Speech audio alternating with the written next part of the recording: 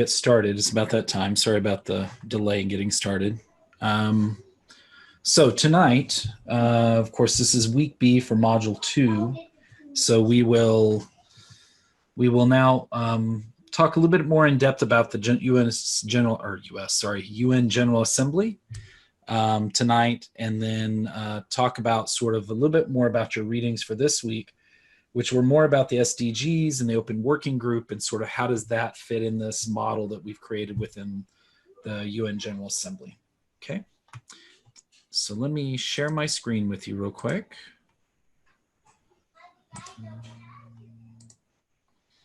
Okay, does everybody see that as a full slide? Okay, perfect.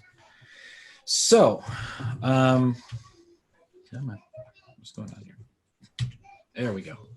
So tonight, as always, we start off with a little bit of check-in. I'll talk about the results for module number 2 quiz. We're going to continue because we didn't quite finish a couple things I wanted to come back to and talk about tonight about what is the General Assembly. And then we will talk about, of course, sort of how this fits into the overall conversation about the open working groups and those kind of things. Give me 1 second. I lost my chat window somehow or another. I don't know where that went. Okay. Well, I do not see my chat. Sorry about this. I've somehow or another misplaced the chat window for our room for some reason. Oh, there we go. Okay. Yeah, so, thank you for all doing that, even though I didn't ask you to, but please make sure you type your name into the chat box. This class, as well as last class and the next class, I'll have you do that, just so that I can kind of have a rough idea of who's showing up regularly to the live sessions, and then that'll allow me to input the data that's needed for, as part of the U.S. Department of Education's requirements now to show that you're actually attending class, and we have to show some sort of proof because of, since we're funded partially through federal dollars as institutions. So, okay. So let's talk about checking in. Do you may have any questions? Let's start there first from last week. I think somebody has they're unmuted because I can hear a lot of background noise. That might actually be me. Just give me 1 second here. Okay, no worries. Okay, is that a little bit better? Yes. Okay, sorry about that. Okay, do you may have, sorry about that. Thank you, Karen. Was there, do you may have any questions from last week, any clarity from the readings as you're doing the readings for this week?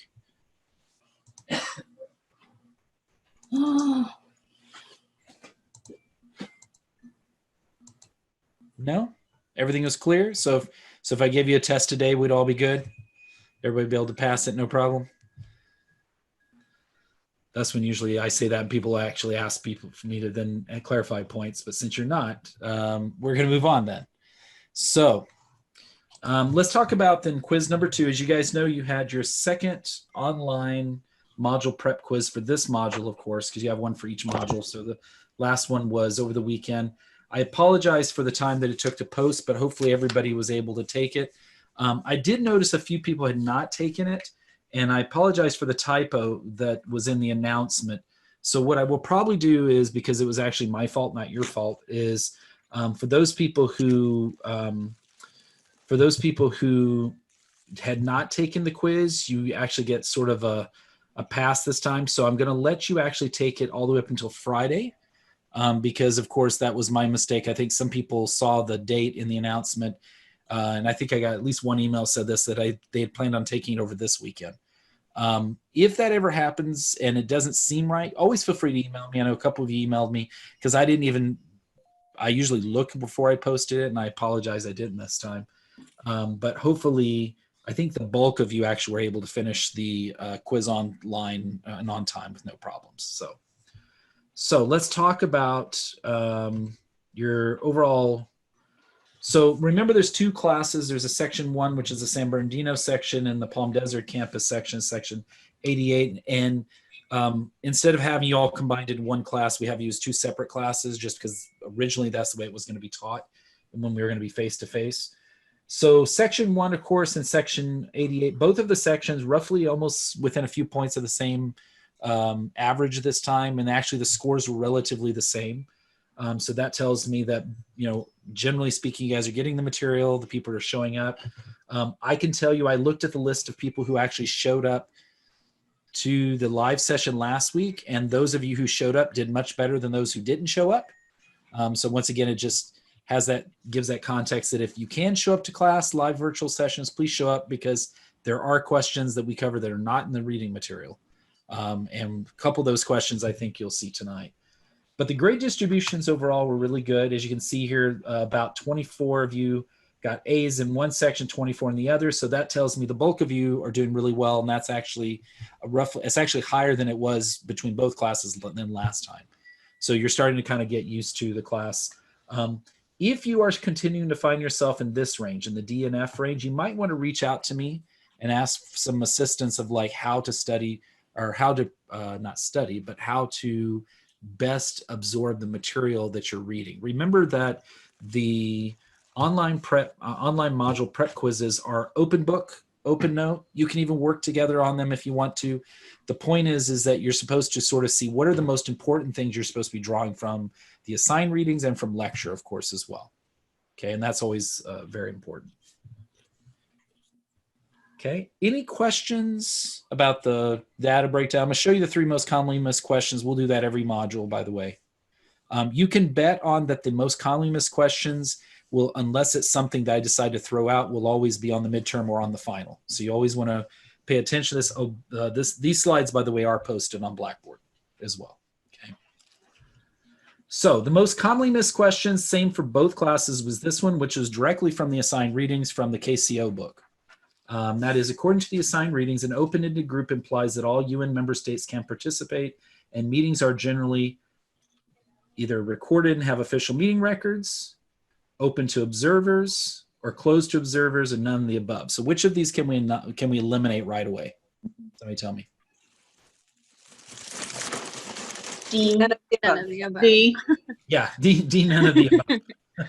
Okay, so we can eliminate that. So that gives you 3 options. So which one of these is the correct answer? Just one person tell me. C. The correct answer is C. Yeah, so open-ended groups traditionally at the United Nations are actually closed to observers. And how is that different than the UN General Assembly? In the General Assembly, observers have like they're able to speak, but they're not able to vote. Right. So in a traditional open-ended group at the United Nations, you could make the argument that there's less representation, so to speak, than there is actually in the UN General Assembly as a whole. Remember that the open-ended groups traditionally are not recorded, and they don't have official meeting records. So that means that traditionally any open working groups that have been, not the SDG open working group, because remember I didn't say that here, I said open-ended group, generally means that open-ended groups tend to not have any records of what they've done. So they get together, they discuss these things, they come up with solutions, but then there's not that transparency, okay?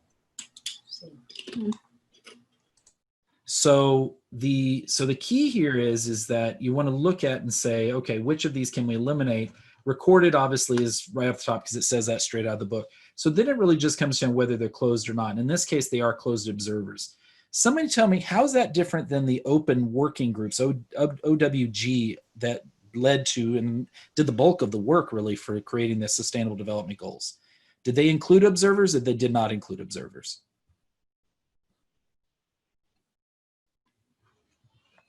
Anybody want to take a shot? If I remember correctly, I think they included the observers in it because it was a rare case and occasion that was resolving around the establishment of a OWG. Yeah, no, absolutely. We're going to talk about that because that's really, really important. So thank you for that, Heather.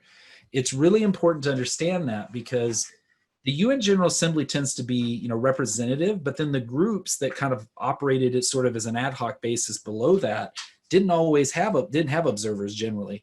But then the open working group that created the SDGs was much more, you could argue, more democratic in some ways because it allowed more voices at the table for this global governance. Okay. Couldn't you say that the OWG kind of like let observers, because even though they're not how do I put it? Like how I talked about how some countries are not well developed. They still have like those issues going on in their country that they should be able to speak and have some input on the SDGs. Yeah, no, absolutely, Ruben.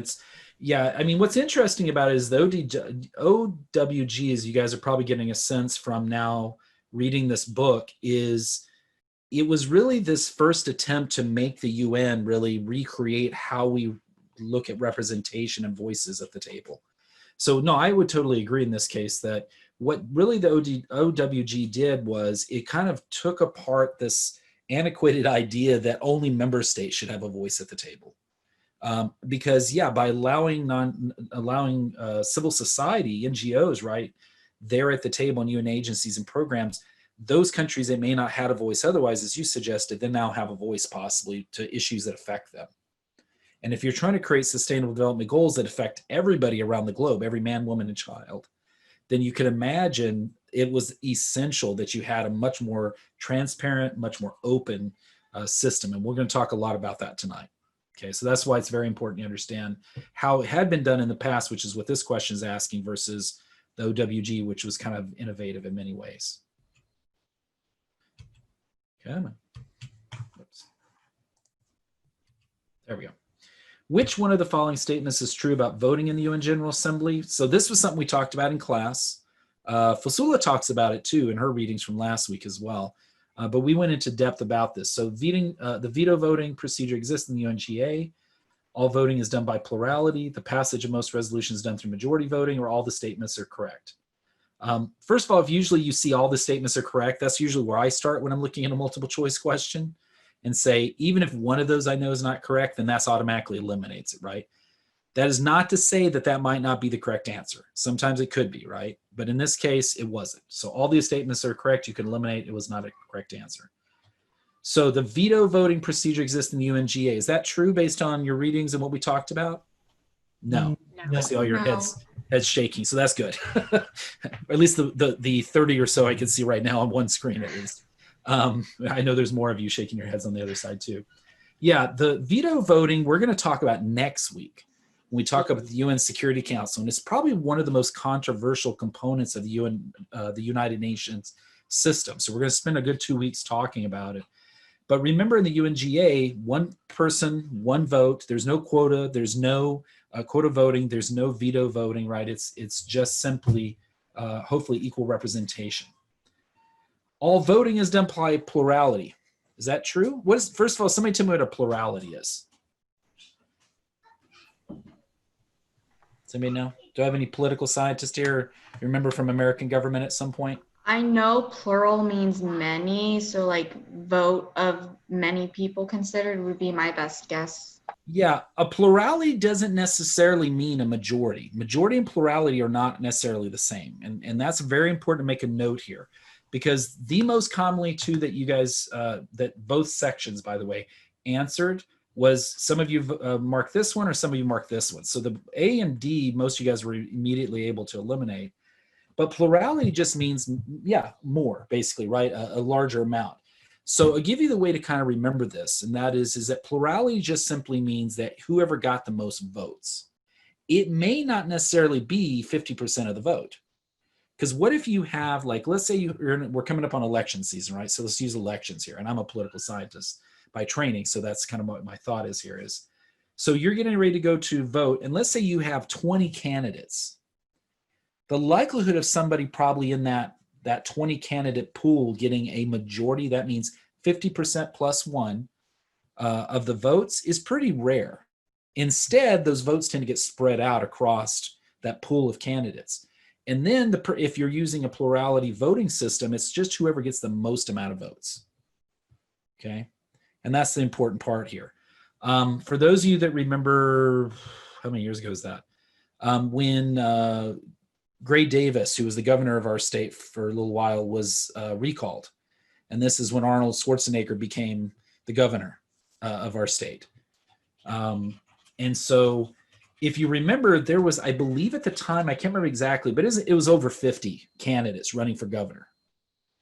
Okay.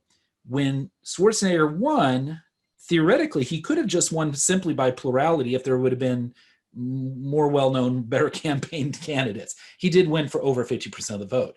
But if he'd won, let's say, 30% of the vote, and then the rest of those votes all got spread across the other 49 candidates, or however many there were, just the fact that he actually had a plurality would have elected him. You see this often happen, by the way, with city councils in cities, is that people can be elected by 15% of the vote. You know, become the mayor by 25% of the vote, something like that. So they don't truly represent, you could argue, the majority. So in the UN, we do not operate by plurality. So B is incorrect. The correct answer here is C. Almost all, and you'll notice here I say that most resolutions, that's the key word here, most resolutions in the UNGA are done by majority voting, 50% plus one, okay? Not by plurality. I say most because, as we know, there are some things the UNGA, which we're going to talk about tonight, are voted on by 2/3 vote. Okay, and so we'll talk about those in just a few minutes.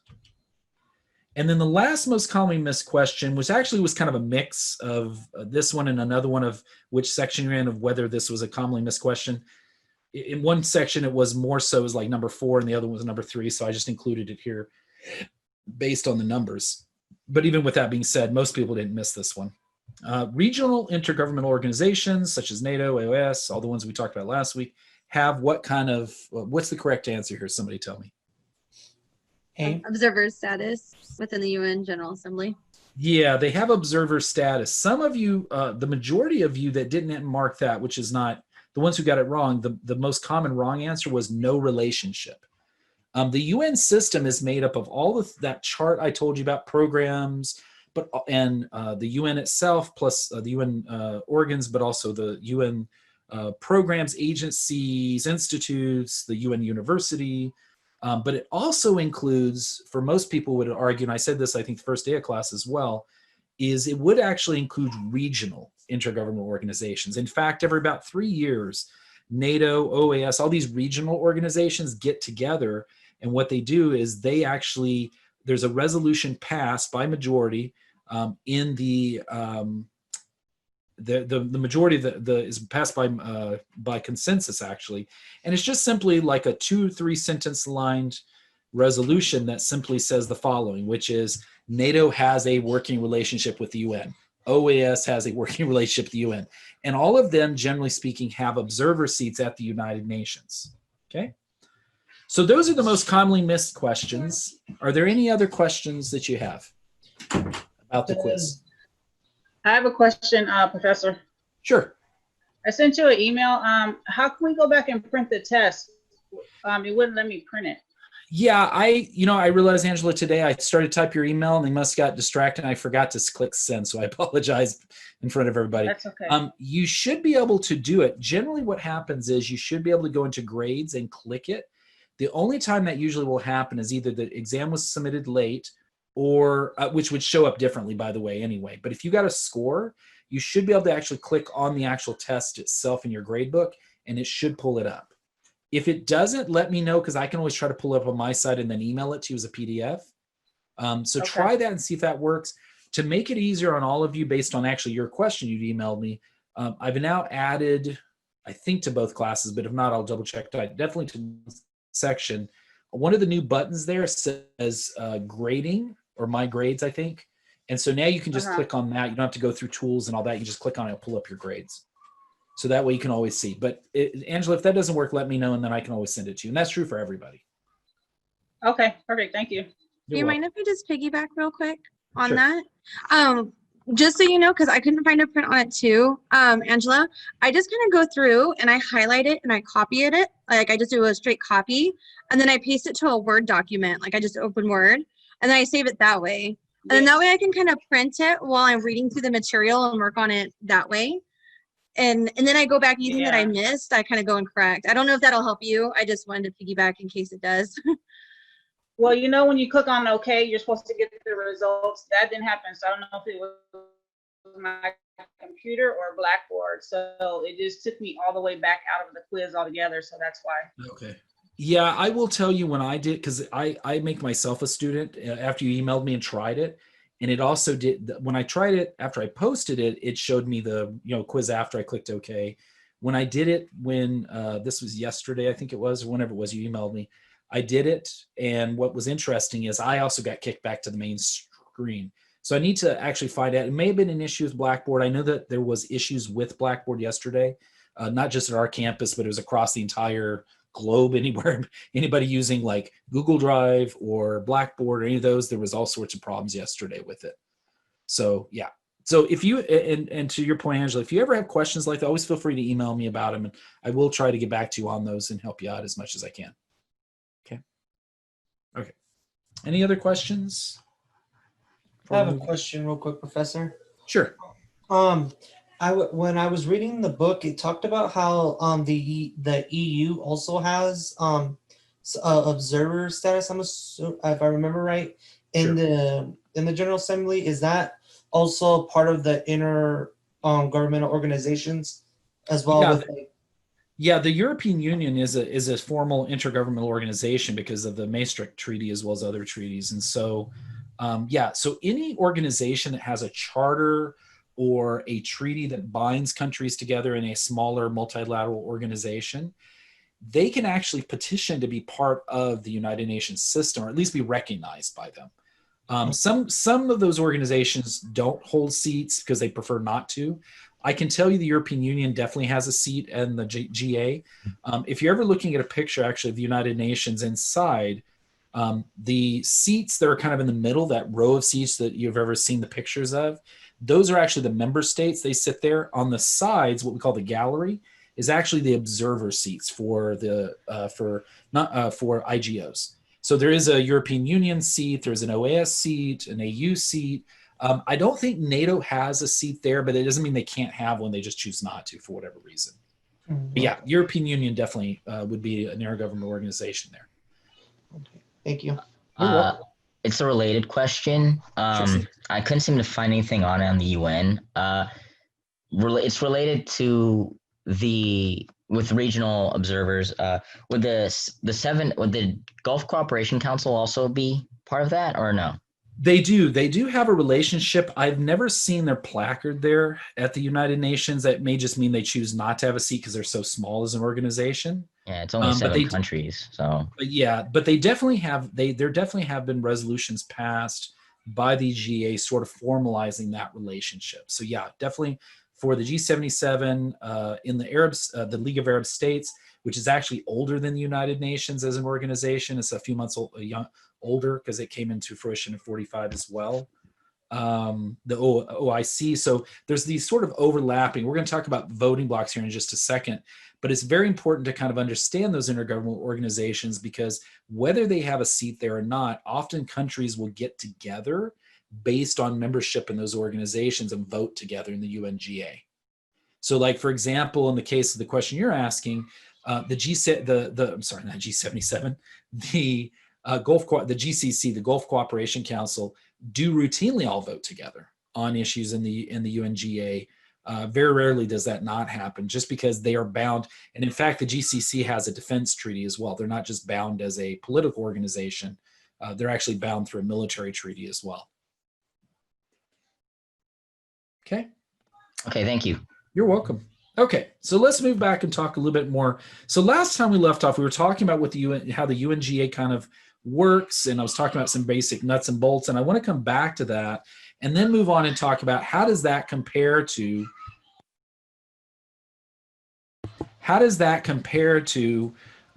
the open working group within the UN General Assembly, or I'm sorry, that was created by the UNGA, but of course to address the issue of the SDGs. So there were basically, the way that the process operates within the UN General Assembly is this. There's a 3-phase process. I don't believe this is talked about in the books, but it is important to understand, and I'll explain some more details here as well. There's basically sort of the way that all UNGA resolutions are adopted is through this 3-step sort of process, which is not really formalized, so to speak. One component of it is the voting, but most of it is not really formal. There's a certain amount of informality here that has just norms and practices that have developed over the history of the UN General Assembly. So the first one is what we call the broad debate period. So for example, what will happen is there'll be an agenda. So let's say the first agenda topic is on small arms trafficking. Let's say that's global, the issue of dealing with small arms being trafficked around the world. Let's say that's the topic. The first stage is basically member states, observers, intergovernmental organizations as well who have observer status will all get up and give formal speeches and kind of lay out their position as it relates to that topic, as well as what they believe should happen. So what they're doing is they're saying, the United States of America believes in blah, blah, blah, blah. The United States of America then the position of the United States of America is the following, right? So you're kind of saying, this is sort of where we stand, this is the solution. That's all part of the broad debate. Now you can imagine it's not just like one speech per country, it's usually multiple speeches over a period of time. So that's why the UNGA meets even though the main body of the GA meets, of course, from September to December, the subcommittees we talked about last time, GA 1, 2, 3, 4, 5, and 6, meet at different phases throughout the year. And so they may meet for 7 days a week, depending on how pressing the issue is. They may meet from 7 a.m. till 2 o'clock in the morning. I will tell you, if you ever thought about being a diplomat, it is a rough job. It's a very taxing job, because it's not just simply that you are doing this, you're representing your country here, and what you do has repercussions globally, but also in the people of the country you're actually representing in some cases. Okay, so there's the broad debate period. These are just formalized speeches. So everybody who's in that room basically has a voice at the table. So this is where observer states and intergovernmental organizations that have observer status can state their case as it relates to that topic. The second phase is what we call formal caucusing. So this is where there's sort of detailed consideration of these proposed resolutions. So what you start is, it starts with a term I'll give you. I don't have it written here, but I would like you to write this term down. And that is working papers, working papers. And what a working paper is it's kind of brainstorming in some ways. It's like, here's what we're going to put in the resolution. Here's some ideas, right? And you do that through what we call formal caucusing, the second phase. So you'll see in the slide here, these two women, these are two women that are actually, one's from Trinidad and Tobago, the other one's from, I can't remember which African country. There's I want to say Kenya, if I remember correctly from the photo. But they're basically caucusing. That's what they're doing here. They're talking to each other. They're discussing the issues. They're laying out their positions. And they will get other people together, and they'll start kind of working together. So just like I have you guys working together in your Think Pair shares, that is in some ways a similar thing to what we do here. It's formal caucusing. The only difference is you're doing it electronically. If we're in class, we'd be simulating this in a different sort of way. So you basically are going, and you're representing your country, right? So you're talking to these people, and that's formal caucusing. Here's a little, I would call it the dirty secret of diplomacy. The majority of the work that is done through the United Nations and any other global governance body is not done in this phase. It's not done through formal caucusing. Where is the majority of work done? Would anybody like to guess? At the bars across the street? Bingo, yeah. So, or at the restaurant down the street, right? Because there are some countries that, their diplomats are not drinking. They can't drink for religious reasons or whatever the case may be, or just personal reasons. So they actually will negotiate basically down the street. Linda talks about this in her book, of course, that you guys are reading. And I've mentioned it before. But basically the idea is that you're really talking through these issues, and you're doing it both as a representing your national interest, but also after a while you get to know these people, right? So on a very personal level, you also are using your own personal influence and your relationship with these people to get what you need for your country. Is it manipulation? Absolutely. Diplomacy is, at the end of the day, manipulation. It is. It's one of the things I tell all of our Model UN students. A big part of what I teach in Model UN is how to manipulate people. And so it's really about how do you get people to do what they would normally do. That's the definition of power, is to getting somebody to do what they wouldn't normally do. And so does that mean that these people don't have working relationships and they don't spend holidays together? No, of course not. They absolutely do. And in fact, lifelong friendships are built at the UN. Ambassador Joseph Melrose, who I was talking to you guys about last week, who represented the United States on GA 5th for many years. Fascinating enough, many years ago, we were representing Lebanon for Model UN, and we had the Consul General for Lebanon, based in LA, come out to our campus and speak to the students, which I used to have people come out all the time to the campus and still do to talk to our students. And so he came out, very nice gentleman. He had worked in New York in the UN. He'd worked in Geneva with the International Criminal Court. Really, really nice guy. And we were on one of those little carts we have on campus, and we're being driven by somebody from the president's office from one place to the next. And so him and I are chit-chatting, and all of a sudden his right-hand person who was with him said, oh, you know, I was at the United Nations. I know you know people from the UN. Do you know Ambassador Melrose? I'm like, do I know Ambassador Melrose? Of course I know Ambassador Melrose. He's a good personal friend, and we sit on an NGO board together, known him for many years. And come to find out, Joe, Ambassador Melrose, who always insisted we call him Joe, by the way, but Ambassador Melrose said, come to find out, apparently he had helped when he was the second in command of U.S. Embassy in Lebanon. He had actually helped their family get visas to come to the United States to study. And that's how she ended up getting a good education here in the United States. And then she went back to Lebanon to work for the Lebanese government. Personal relationships go so far in diplomacy. They really do. Just like anything else, right? Just like in business deals, just like anywhere else. And so those relationships are vitally, vitally important. In fact, that's one of the problems when you have people who come in as diplomats and treat it as a transactional business deal, because when they treat it that way, it really rubs the other diplomats really, really wrong.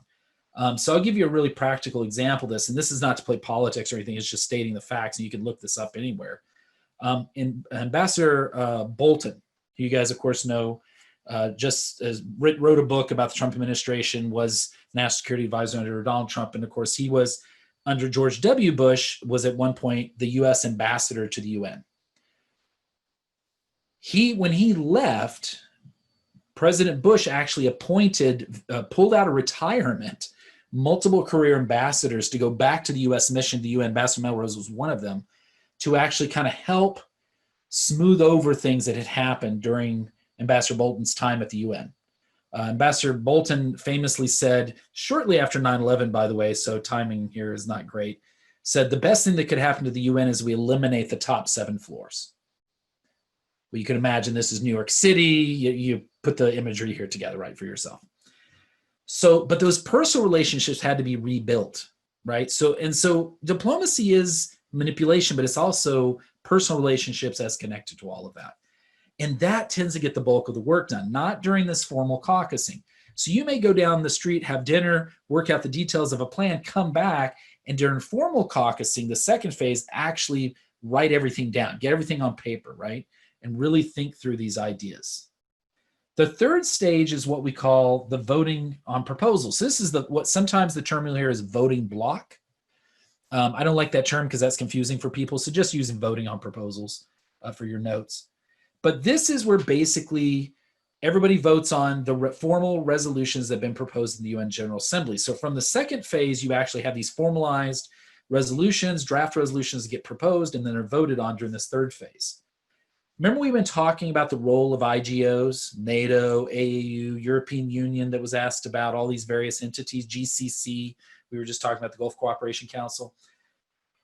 The biggest role of those intergovernmental organizations isn't just having a seat at the table during the broad debate period, but it's actually their job primarily has developed over the years as coordinating the votes of the members who belong to their organizations. So if you're a European country, guess what? The European Union member states tend to vote together on issues.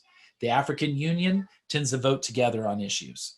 The G77 tend to vote on issues together, right? And the role is really these IGOs coordinate that. In a few weeks from now, if my friend Amira Ishmael can come speak, we'll have her talk a little bit about what that looks like in real life. Because her biggest job on GA 3rd when she worked for the OIC was when it came to human rights issues, she was running around coordinating the role of other Muslim countries.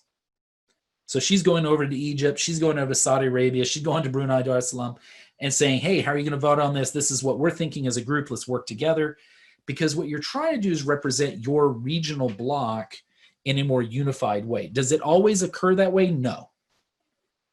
So you guys have probably been hearing about the peace deal that has been brokered between Israel, Bahrain, and the UAE, right? These relationships, which is a big deal. But there's an underlying aspect of that too. Because on the same day that that's all being publicized, the other thing that was noted was the country of Qatar, which is where U.S. Central Command is based. That's one of the U.S. military commands, said they will not broker a deal with Israel. And they're literally right there. They're right across. They're very close to Bahrain if you look at geography. So you can imagine any issues that come up concerning the peace deal, right, or anything along these lines. These countries who traditionally all work together, they're all GCC members, right? As Simi just asked about, so it's very timely. They will work together, but the problem is that there will be at some point national interest kicks in. The European Union, you can imagine, they didn't always vote together because the UK was like not always on board and said, we're getting ready to leave. We don't really agree with some of these issues you're voting on, right? The African Union, which is the largest IGO at the UN, right? It's the entire continent of Africa. So it's got the most amount of votes in the UNGA. When they vote together, it's very powerful. The problem is sometimes they're splitting between North Africa and South Africa, sub-Saharan African countries. Sometimes there's a split over economic ties and a variety of other issues. Now, you may be asking through this entire debate, right? This is all face-to-face stuff. How are they doing it now? Because they're not meeting in New York, right? There are people working in New York City. There are people working in these bodies. But right now, they've actually adopted a procedure. I would like you to know because you'll be the only class I hope I ever have to teach this to. This year in spring, when we teach this again in spring. Because of the problem of not being able to physically be there and cast votes in face-to-face voting and all these kind of things, they've adopted a thing called the silence procedure. So what they're doing now is resolutions will be sent out to all the member states. They will be given X amount of days to respond with either objections, changes, whatever the case may be. And if they don't, or they say, yes, we're approving it, then, if they don't respond, it'll be considered an abstention.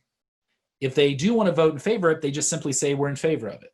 If they're against it, they can say they're against it. So it's all being done electronically. Because guess what? Those diplomats, most of them are not in the country right now. They're overseas. They're not being allowed. And some of the countries they're not being allowed, but their own governments or our government are coming into the country because of COVID. So they've figured out how to work around that. Does that mean there aren't actual diplomats right now at the UN? No, there is. During General Debate Week, you're going to see pictures of a handful of diplomats out in the GA, but it's going to be the most broadest adaptation of social distancing you can imagine. Like, Djibouti's here and halfway across the other hall, there's Kenya, that kind of thing. I mean, they're very, very careful about this kind of stuff at the United Nations. So they have plans in place. Okay. We've already talked about the informal consultation. That was kind of the informal caucusing, like at dinner or whatever. I'll give you one of the good example of that. The 1973, what the Arabs refer to it as the October War that occurred in 1973. The Israelis refer to the Yom Kippur War. This war actually almost brought us to the brink of nuclear annihilation because Israel is a U.S. ally. And at that point, most of the Arab states had allies on the Soviet Union side in 1973. So it was going to be this problem of pulling in, entangling alliances. The UN Security Council got together. We're trying to solve this problem. You can imagine you got Soviet Union has a veto vote, US has a veto vote. How do you get those people to not veto any resolutions and create a more permanent solution, or at least a temporary solution? And so the actual wording of the resolution that led to the ceasefire for that war was on a cocktail napkin from a bar down the street. It's actually in the UN archives, part of the UN museum today. Because that was the way you could deal with it. You had to take the people out of the room and talk to them on a more personal level about what do we do? Do we really want to go down this road and lead to all-out global war possibly? Okay. Any questions on that about the procedures at the UN? When we talk about Security Council next week, you're going to see very different process. Very, very different process. the Security Council in many ways is a artifact of what the victors of World War II wanted, whereas the UNGA was really a compromise by those victors and other people in the world saying, we want to have universal membership. Security Council, not so much. We'll talk more about that next week. So what has the UNGA done? Well, we talked about they passed resolutions. I believe that was one of the questions I gave you on the quiz, which all of you did very well on. They do determine the Security Council membership, at least the non-permanent members. We're going to talk more about that next week. But there's 15 members of the Security Council, okay?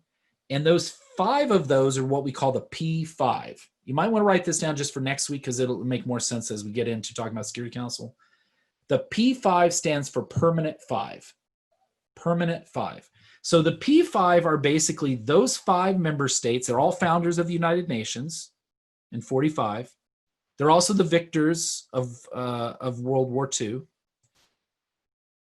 And they have the ultimate, in the Security Council, not in the GA, but in the Security Council, they can actually veto any resolution. So you could have one country that vetoes a resolution that may solve an issue, even if everybody else agrees to it. The way to think about it, I know some of you have kids, right? Or you have siblings, is you may have a parent in your family that is the veto power.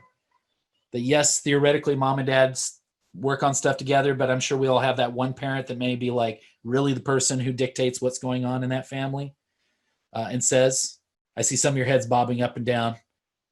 It's the women of the class, by the way, gentlemen, but that's okay. Because we all know who really controls the world, let's be honest. But the reality is this P5 is very important, but the non-permanent members, those other 10, are actually determined by a vote in the UN General Assembly. So kind of a powerful thing.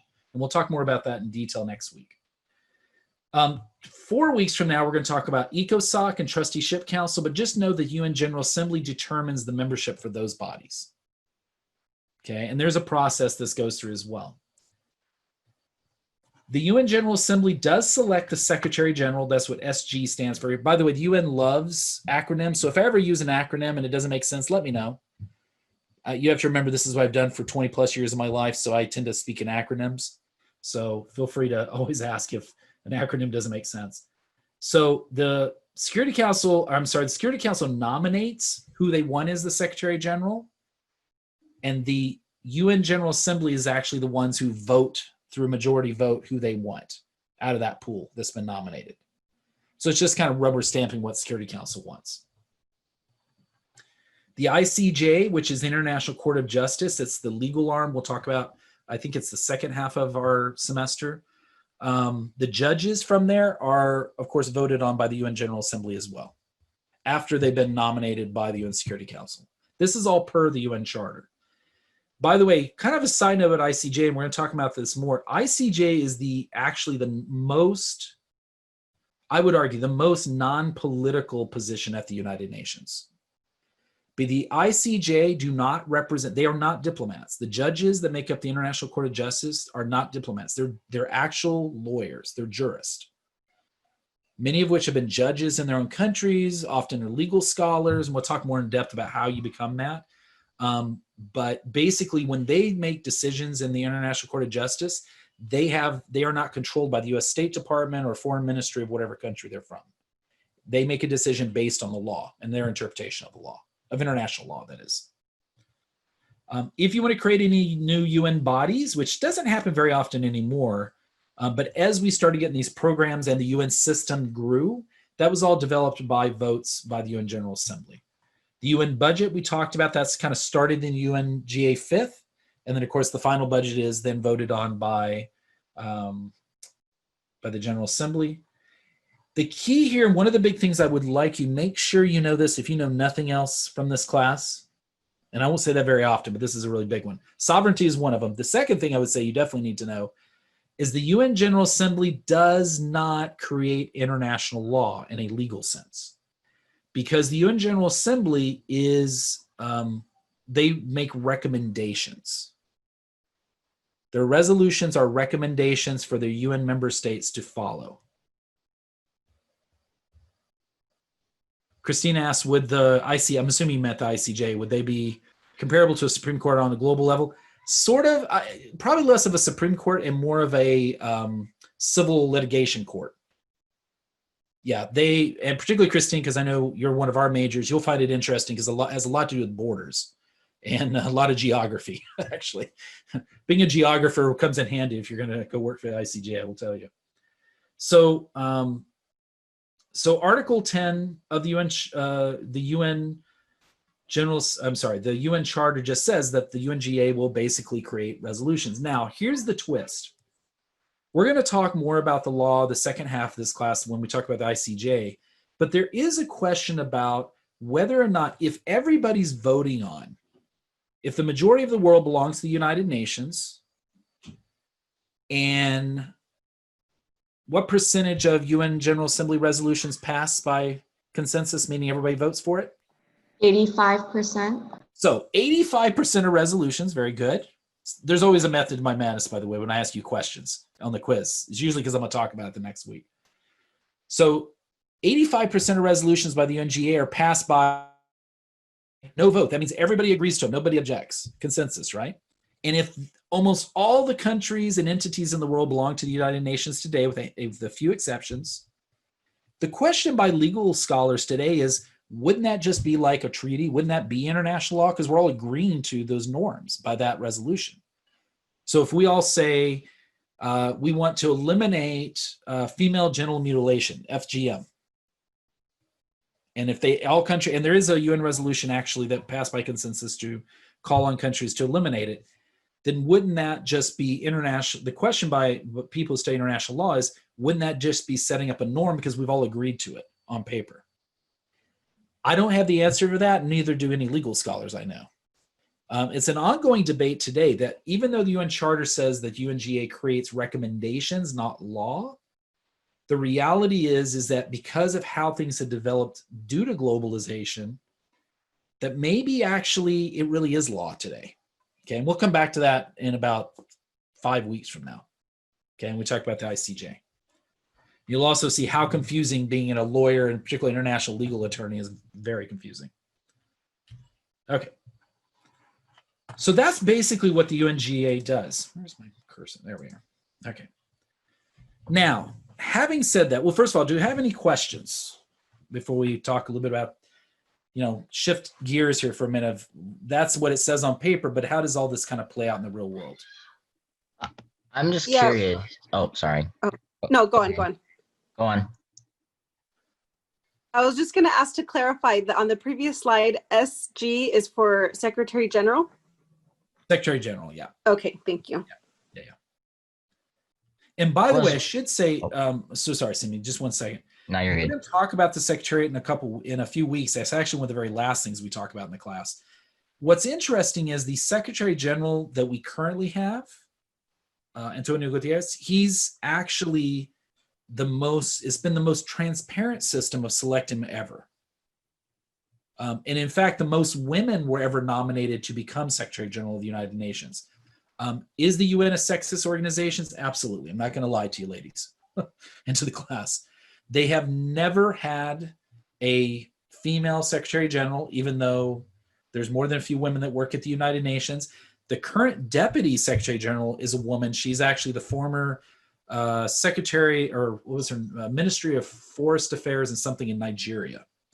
A very dynamic woman. A lot of people think that she will probably be, if she wants to run after the current SG's term, that she will probably be the first SG because she's that dynamic and that loved globally. So anyway, yes, Seema, I'm sorry, you had a question. No, you're good. What you said with the OIC, making sure everyone votes along with it, like say with this treaty with Bahrain and UAE and Israel, how would it be if, say, because he did do this, Pakistan's prime minister basically said until Israel backs off and allows Palestine to exist, he will not recognize Israel. Right. So I'm sorry, what was the question?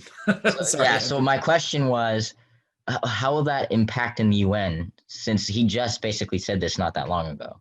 Well, probably won't really impact much because obviously that's a bilateral relationships. So those treaties between Bahrain and Israel, UAE and Israel, even though the US was involved and other entities that are not being talked about in the news were involved, other countries, by the way, in the region, the reality is those are bilateral relationships. How they would play a part in the UNGA is if for some reason, let's say next year, not this year, probably the following year, the UN General Assembly decides to try to adopt a resolution condemning the occupation of the Palestinian territories, which actually is a treaty that resolution comes up every couple of years, actually, in the UNGA. It may change how countries vote.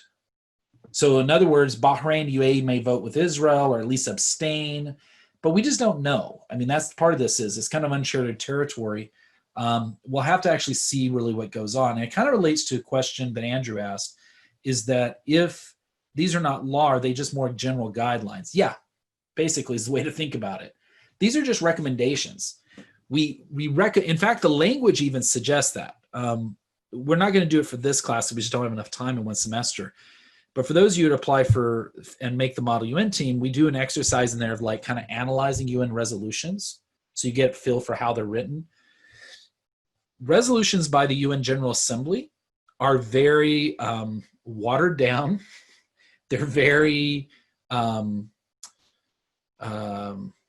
language even suggests they're just making recommendations. So instead of saying calls upon, instead they'll say recommends. It's this very light. It's in some ways, the way that I think about it often recently is the UNGA is passive aggressive and the Security Council is the aggressive strong arm of the UN. Like the UN General Assembly wants to tell you what to do, but they don't really tell you because they mean passive aggressive. Whereas the Security Council is like, no, this is the way it's going to be, right? And so that's kind of the big differences. And maybe next week, because of the questions you're asking, maybe in statement what we're talking about, I'll try to bring in one of the resolutions for Security Council. I'll show you the difference. It is stark. It's very stark. The language, one of the weapons of diplomats is language. It's not just manipulation, it's you knowing how to use the language.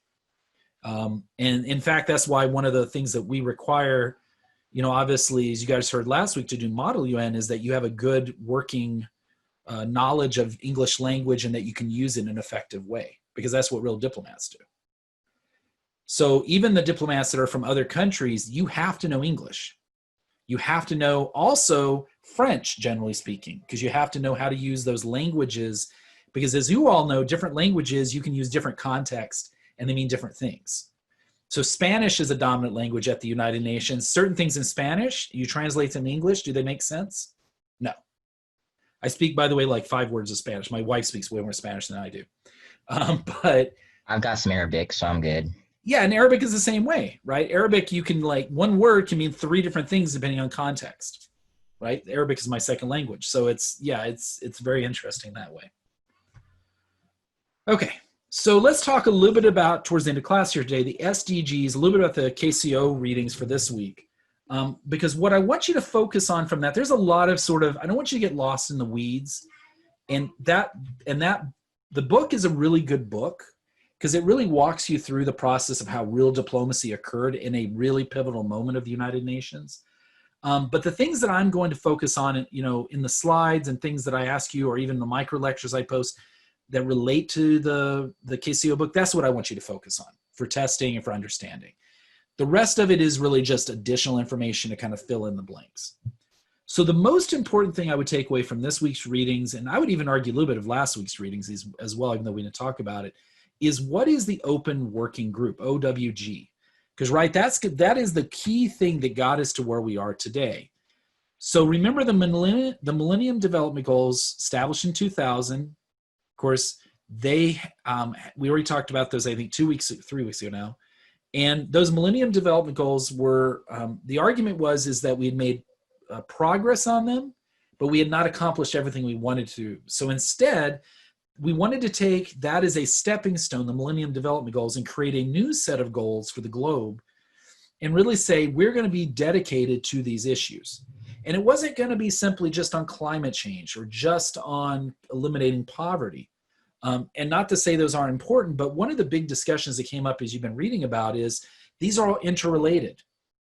You can't necessarily eliminate poverty if you don't create clean healthcare as well as clean water and sanitation. Those things are interrelated. You can't have gender equality if there's massive conflict in a country, because who are usually the first victims in war? It's women and children in war-torn areas. And so that was kind of the idea. So as you know, the UN General Assembly was a part of this from the beginning. They established basically the Open Working Group in early 2013. The idea simply was, look, the UNGA itself works in this sort of member state to member state consultation process. Yeah, the IGOs are there, but there's no NGO representation in the UNGA. So you're not really getting a broader perspective. You're only getting national interest. And if we want people to really be vested in sustainable development, then we need to go beyond just countries. We need to include the global community. That means all of us, not just the politicians who represent us. And so the idea is that it needs to be inclusive. It had to be transparent. We've already talked about that problem, right, with the question that you guys missed, more than not.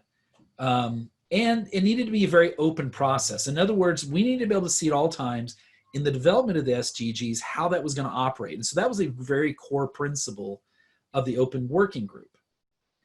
And very important here, put a big note by this, that this would not be the same as a formal negotiating process. That process we just talked about, that's not going to be the process that's used. Because yes, components of that work, but there's a lot of components that don't. So in other words, if every country goes to the table with their own political baggage, that can create a barrier for people not wanting to be much more open about how we deal with these issues. I'm a representative of India. I'm representing their interest. Yeah, I'm going to have issues with trying to limit, dealing with issues. How I deal with clean water and sanitation is going to be very different than if I'm the United States, based on resources, based on geography, based on a wide range of issues. And so to address that issue, what they said is, look, we need to create an open working group that doesn't simply just end up all 193 countries getting together like we do in the UNGA and everybody voting in blocks. That you have northern countries voting with other northern countries. That means rich countries, developed countries, and poor countries, the South, the global South, the South to South is what we mean here, is that basically southern countries, those who don't have as many resources, voting together. And they make up the majority of the UNGA, voting-wise. So instead, what they decided upon, as you know from the readings, is we're going to create this open working group that keeps records, that is totally transparent, that is way more inclusive. And what we're going to do is we're not going to have a bunch of cooks in the kitchen. Instead, we're going to have a limited amount of cooks, and then those groups can figure out how they will share that responsibility as groups. So what they did is they basically said, look, the UNGA said at the end of the day, we're going to have 30 seats. They're going to be drawn from the 5 UN regional groups, which I'll talk about in a minute. And that was really the basis, the foundation for the OWG. The OWG, by the way, was the thing that created the SDGs. It was really those consultations over multiple sessions and input from around the world to be able to do that. Alma, yes, go ahead. If you haven't typed in your name, definitely type in your name into the chat box so I'd make sure I got credit you were here. Okay. If you already typed it in, don't do it again. I don't need it twice. Okay, we'll come back to the stock phase, taking phase first. But first we had to found it. So what they ended up doing was, oops, here it is. It was on the slide already, sorry. So you'll see this picture up here at the top, and you'll see different shadings. These are the shadings of the different groups. So for example, you had North America, which basically included, what they did is they took Mexico and all of Latin America and put it in one group. They take North America, the United States, Canada, and group it with basically Oceania, as they call it. So basically New Zealand, Australia. All of Africa together, right? Asia together. And as well as putting the other parts of Southeast Asia and Central Asia together. This, by the way, these regional groupings are something that have been around as the UN has developed. Those regional groupings have morphed over time. But that's where they're drawing those 30 seats from these 5 different regions. In the UNGA, these countries got together. They made a determination through a series of voting process who would be their representative on that seat. Now, as we know, that's how it started, but that's not how it ended. Because what ended up happening to the seat? Did you just have one country that was always sitting in that seat that was elected from the beginning? Does anyone remember from the readings?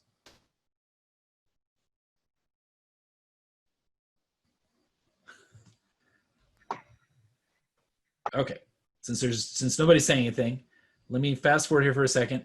One of the terms you need to know is Troikas. You guys remember this in the readings? You may have just passed over it. The Troikas is this idea, Troiks. We'll come back to it, don't worry. The Troikas is this idea that, yes, let's say Djibouti was the one that was elected to represent Africa. The problem is that they wanted to have much more sharing of that power. So what would happen is they would rotate countries through that seat based on how the group decided on it. Now, it didn't mean every country would sit in that seat and represent that region, but it was more than just one country.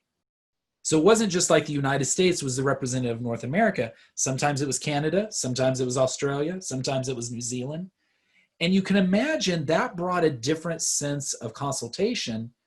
Now, the question is, well, if they did it that way, then why didn't they include just 193 and not do this whole 30-seat thing?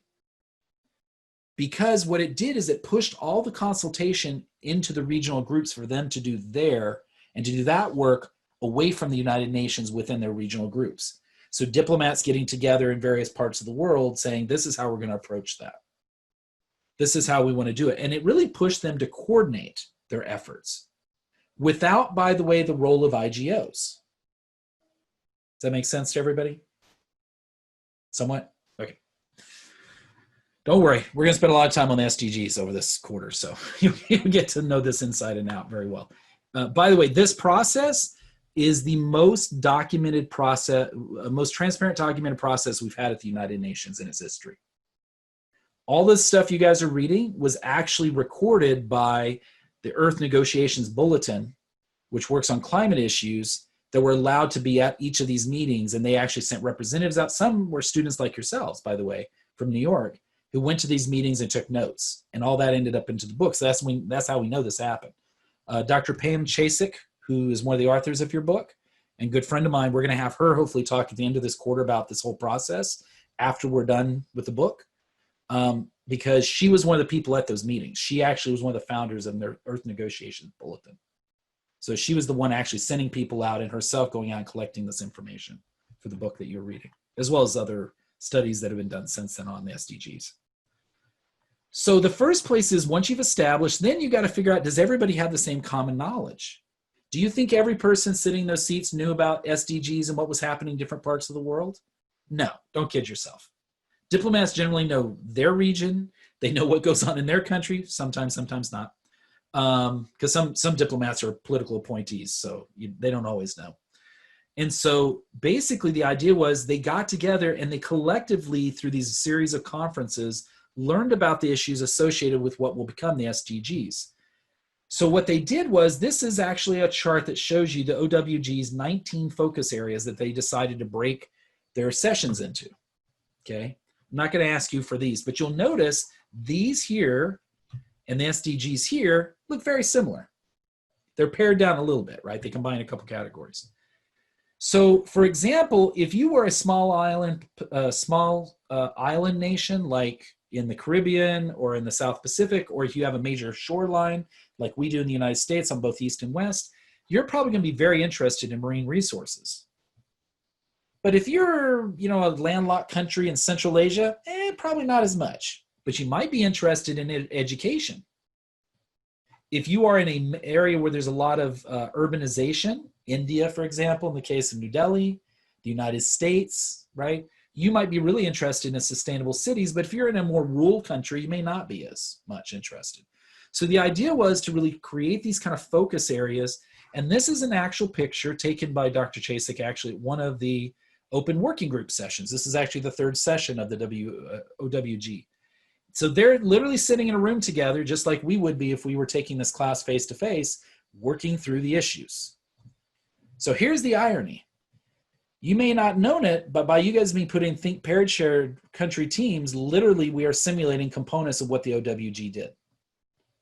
Because you're having to consult and collectively build your knowledge at the beginning of each module. And then what do we do starting tomorrow, for example, for module 2? Then you're providing solutions that you've created based on that knowledge you helped gain commonly.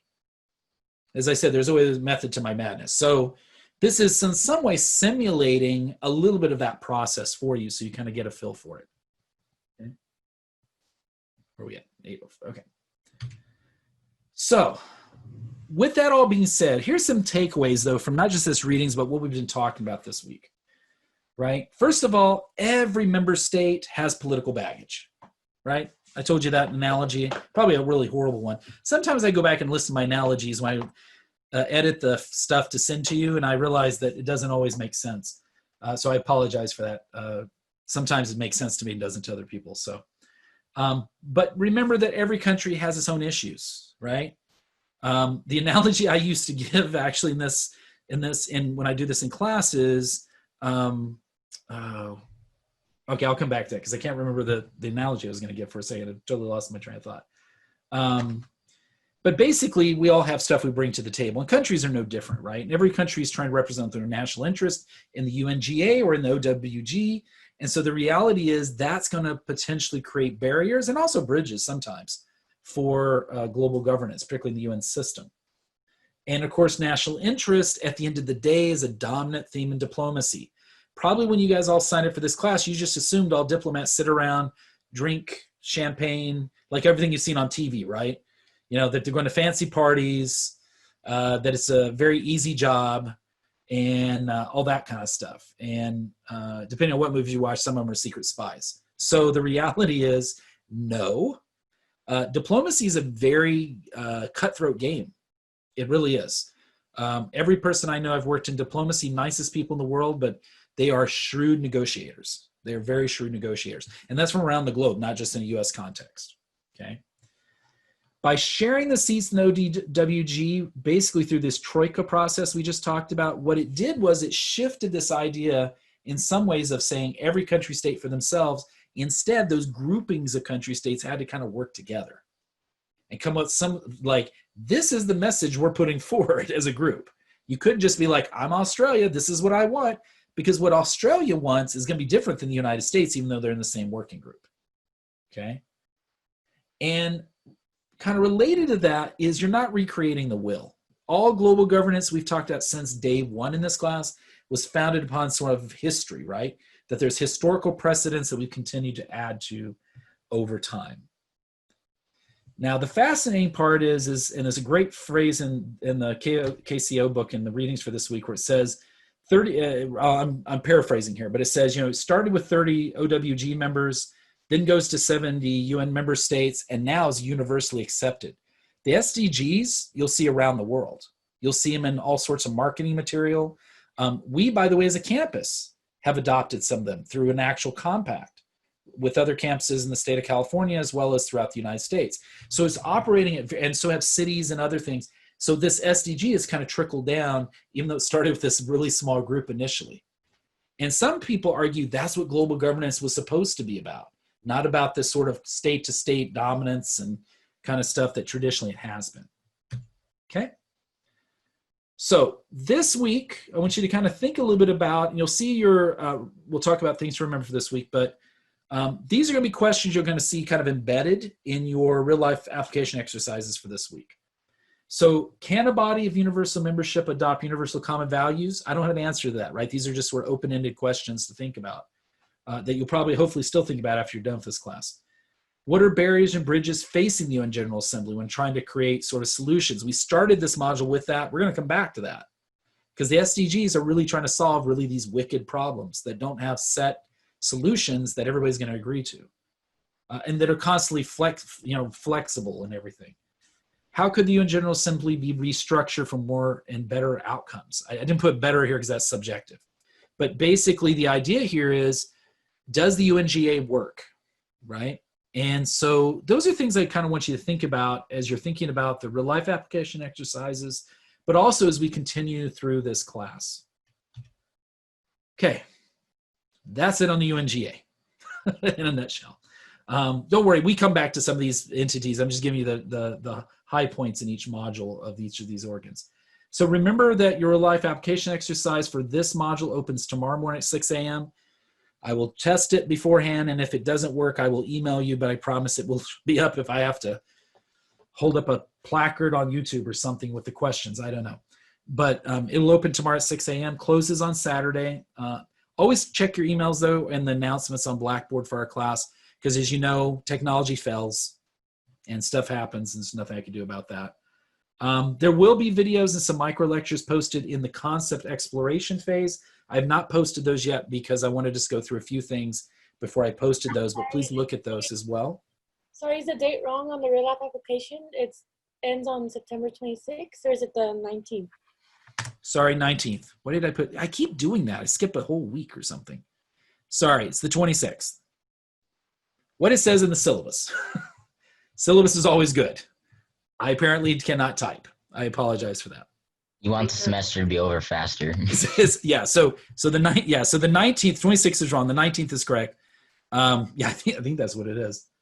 It's probably because my head jumped ahead to things I have to do next week. So that's probably part of it. I believe these dates are correct. Yes, they are. The Think, Pair, Share for Module 3 opens on Monday. I may open it earlier. Did that help everybody by me opening it a little bit earlier to give you an extra day or so? Even though it kind of Yes. overlapped with other things? Okay. I may try to open it. I'll see what I can do, and maybe try to open them on Saturday from now on, but it's always questionable. I will try to definitely open them on Sunday, but I want to make sure. I don't want to commit myself to anything just in case something happens. That's what's in the syllabus, but if I do open them earlier, obviously you can take the full time to work on them. And then, of course, I will see you all next week for our next live virtual session, where we will move on and start talking about the UN Security Council.